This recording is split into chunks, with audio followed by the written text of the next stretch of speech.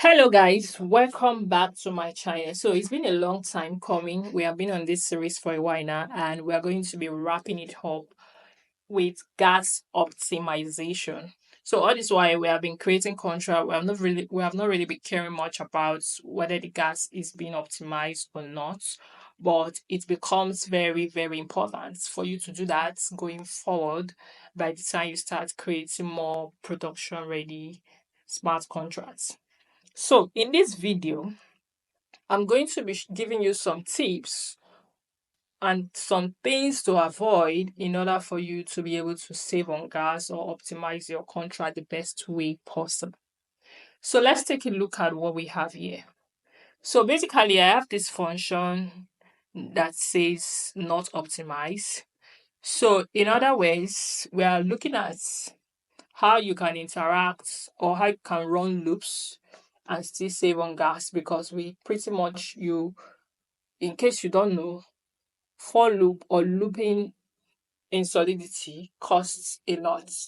So as much as possible, you might want to work more with mapping rather than looping. So you can save on gas by mapping and reducing looping, doing less of looping.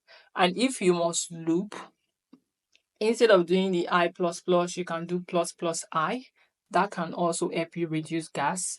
And also instead of in your arguments storage, instead of using memory, you can use call data.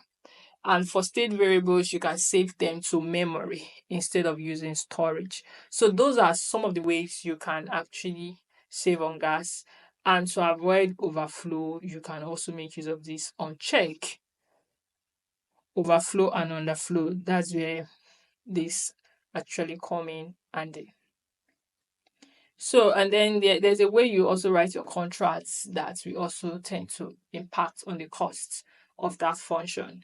So, if you take a good look at these two contracts, the way these two functions, the way they are written is not exactly the same. There are some variables were being set and then the values were used. While here variables were not set, they were just used directly. So that also in a way impacted on the function in terms of gas. So another thing we want to consider is the usage of bytes and string.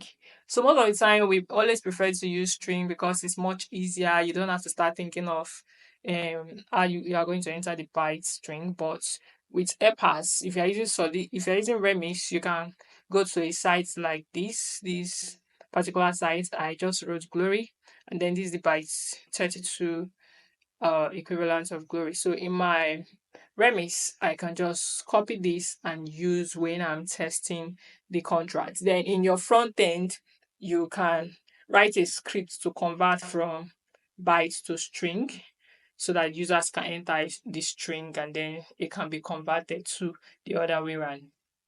So that's pretty much what you can do on the front end side. Then on your smart contract side, as much as possible, try to avoid using string.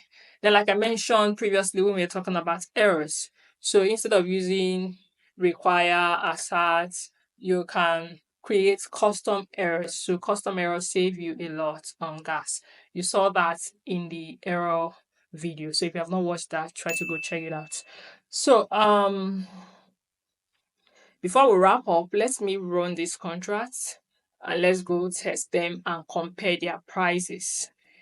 So we deploy, and then once you come over here, you see all the functions that we have deployed. So let's start with this not optimized. So this not optimized, let's just pass in this array.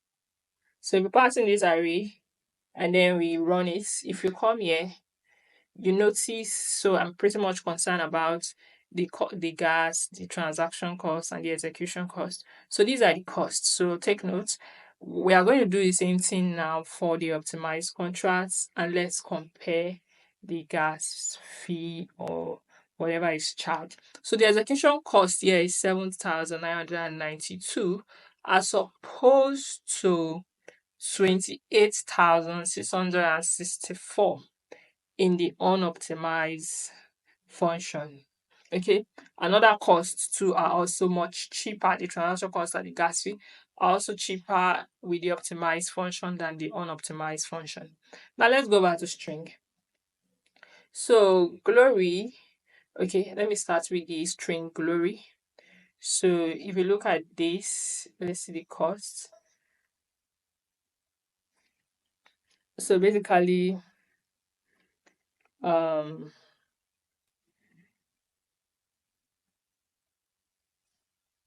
all right. So once you come, this was what I actually wanted to. I've not used this particular aspects of that before, but yeah. So these are the data we enter. This is just showing us everything we are doing.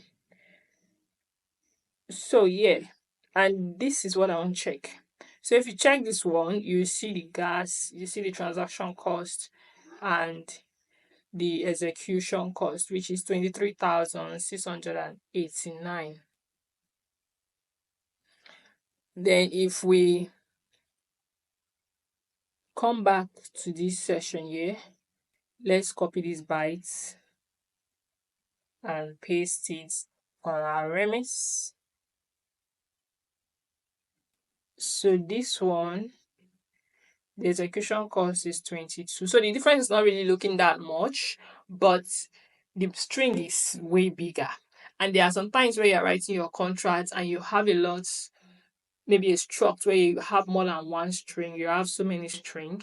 So doing that is going to accumulate and then going to impact on the cost. So you should consider your users when you are writing your function to avoid unnecessary extra costs on their part when they are trying to call a function or interact with any of the functions that you have created. So I believe if you put all of this together, the custom error, the use of call data, the optimization of your for loop, and using of mapping, all of these things put together can help you to save on gas. So, guys, and this is where we'll be wrapping it up for the beginner's guide to getting started with Solidity. I believe you have learned a lot from this whole series. If you have watched the series from the beginning to this point, kudos to you. Well done. You have really done a good job. And I'm sure that you are ready to start doing great things with Solidity. So, congratulations once again to getting to this point. And if you are watching this video and you have not watched the other video and you're still new to Solidity, I would advise you go check out the other videos. It will really help you a lot.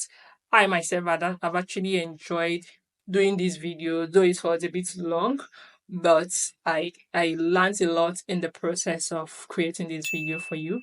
So, and I'm sure that if, once you watch it, you're also going to learn a lot for the video from the video. If you have not watched the other videos, please do wait to go check them out. And that's going to be all for today. And I will see you in my next video.